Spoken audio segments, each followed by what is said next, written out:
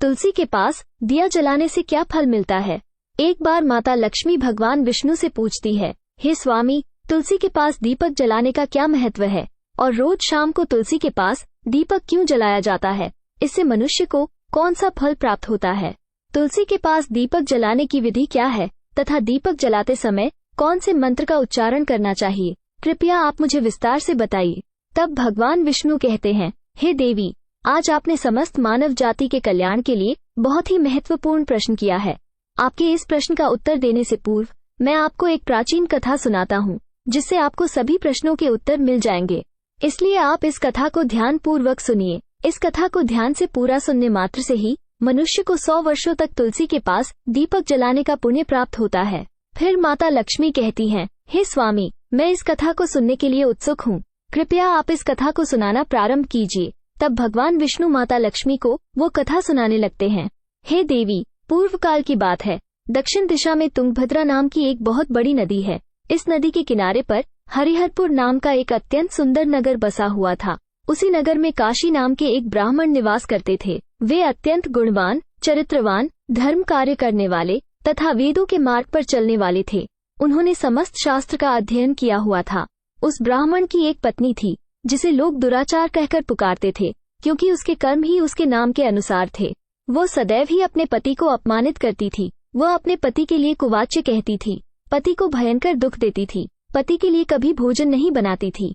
उसने अपने पति के साथ कभी शयन नहीं किया, कभी उसके साथ प्रेम से व्यवहार नहीं किया। पति के मित्र, परिवार के लोग घर पर आते तो वो स्त्री उनको अपमानित करके भगा दिया करती थी और स्वयं काम भाव से उन्मत्त होकर निरंतर अन्य व्याभिचारिणी स्त्रियों के साथ घूमा करती थी। उसका मन पति को छोड़कर पराये पुरुषों में लगा रहता था। उसने कभी अपने पति से प्रेम से बात नहीं की, किंतु पराये पुरुषों के संग बैठकर बातें करती थी। पराये पुरुषों को मोहित करने के लिए सज धज कर गाँव में घूमने जाया करती थी। कभी वह वन में किसी वृक्ष के नीचे खड़ी रहकर सुंदर पुरुषों की राह देखने लगती और किसी दुष्ट पुरुष को मोहित करके उसके संग भोग विलास किया करती थी। फिर एक दिन वो दुराचारिणी स्त्री वन में जाकर एक वृक्ष के नीचे खड़ी हो गई। उसका चित्त काम से भरा हुआ था। वो किसी सुंदर कामी पुरुष की राह देख रही थी, किंतु बहुत समय निकलने के बाद भी उस स्थान पर कोई पुरुष नहीं आया। इसलिए वो अत्यंत दुखी हो गई और प्रियतम की खोज में इधर उधर देखने लगी। उस दिन उसका सारा परिश्रम व्यर्थ हो गया। वहाँ पर खड़ी होकर वो नाना प्रकार की बातें कहकर विलाप करने लगी। हाय हाय, आज तो इस मार्ग से कोई भी सुंदर पुरुष नहीं आया। अब मैं कैसे अपने काम वासना को शांत करूं? आज की रात कैसे बीतेगी? वो जोर जोर से विलाप करने लगी। उस जंगल में एक भयानक बाघ निवास करता था। उस पापिनी स्त्री की आवाज सुनकर वो जाग गया और उछलकर उस स्त्री का भक्षण करने के लिए उसके पास आ गया। उस भयंकर बाघ को देखकर उस स्त्री के पसीने छूटने लगे। वो भय से थर थर कांपने लगी। वो स्त्री कुछ करती, इतने में ही उस बाघ ने अपने पंजे से उसे घायल कर दिया और वह स्त्री जमीन पर गिर पड़ी। जमीन पर गिरते ही वो स्त्री चिल्लाते हुए बोली, अरे बाघ, तू किस लिए यहाँ पर आया है? मुझे क्यों मार रहे हो? मैं यहाँ पर अपने प्रियतम को खोज रही हूँ। तुम मुझे छोड़ दो। मेरा भक्षण करके तुझे क्या मिलेगा? उस स्त्री की यह बात सुनकर वो भयानक बाघ क्षण भर के लिए रुक गया और हंसते हुए बोलने लगा, हे दुष्टा, आज विधाता ने तुझे मेरा ग्रास नियुक्त किया है। तुझ जैसी पापिनी स्त्रियों का भक्षण करना ही मेरा काम है, तभी तुझे इस शरीर से मुक्ति मिलेगी।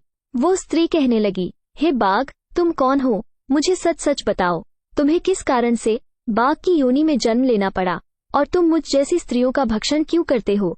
पहले मुझे सारी बात बताओ और फिर मेरा भक्षण करो। फिर बाघ कहने लगता है, हे पापिनी, मैं तुझे मेरे पूर्व जन्म का वृतांत सुनाता हूँ, किस कारण से मुझे बाघ बनना पड़ा। पूर्व काल में दक्षिण देश में एक नदी थी। उस नदी के तट पर एक नगरी बसी हुई थी। उस नगरी में मैं निवास करता था।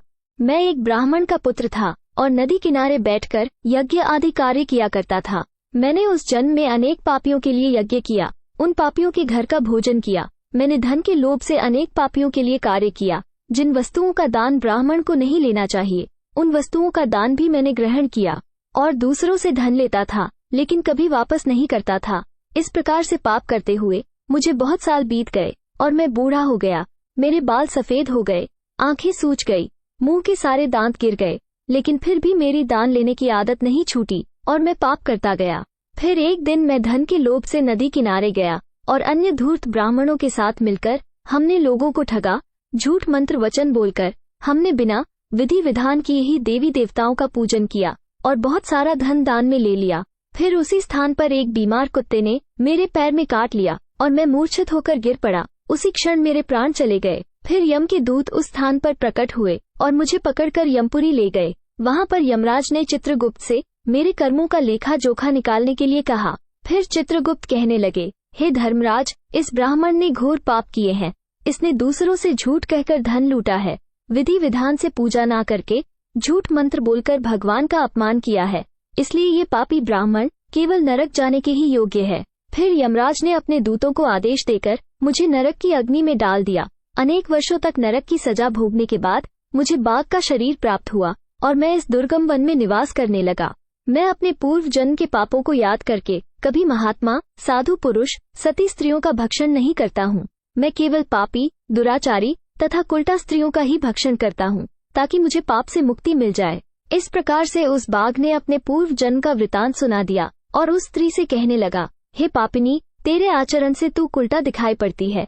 अपने पति को छोड़कर तू इस वन में अन्य पुरुष के साथ भोग विलास करने के लिए आई है, इसलिए आज तू मेरा ग्रास अवश्य बनेगी। इतना कहकर उस बाघ ने अपने तीक्ष्ण नाखून से उस पापी स्त्री के टुकड़े टुकड़े करके उसे खा लिया। फिर उस स्थान पर यम के दूत प्रकट हुए और उस पापिनी स्त्री को उठाकर यमपुरी ले गए। वहां पर उसे यमराज के सामने खड़ा किया गया।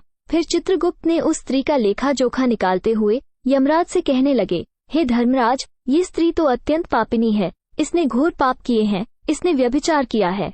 इसने अपने पति की कभी सेवा नहीं की। अपने पति को भूलकर पराये पुरुषों के संग भोग विलास किया करती थी। उसके पाप को सुनकर यमराज ने उस स्त्री को अग्नि से भरे हुए कुंडों में डालने का आदेश दिया। अनेक वर्षों तक उसे उस कुंड में पकाया गया। फिर उसे निकालकर दूसरे नरक में डाल दिया गया। इस प्रकार से उसे अनेक वर्षों तक अलग अलग नरकों में डाला गया और नरकों में डालने के बाद वो महापापी स्त्री पुनः पृथ्वी लोक पर आकर चांडाल के रूप में उत्पन्न हुई।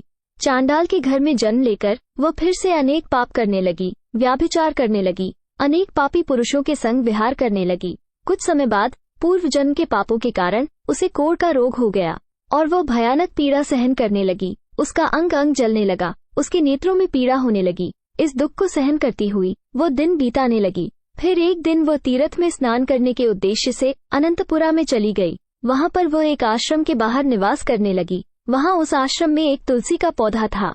अन्य स्त्रियों को वहां पर तुलसी के पास दीपक जलाते हुए देखकर उस पापी स्त्री ने भी वही किया। उसने तुलसी के पौधे के पास एक दीपक जला दिया।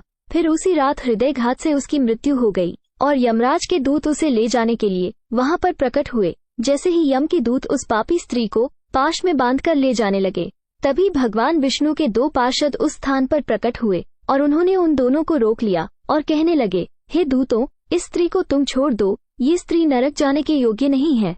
तुम किसके आदेश से ऐसा अधर्म कर रहे हो? फिर यम के दूत कहने लगे, हे पार्षदों, हम यमराज के आदेश से इस पापी स्त्री को उठाकर ले जा रहे हैं, किंतु आप हमें किस कारण से रोक रहे हैं?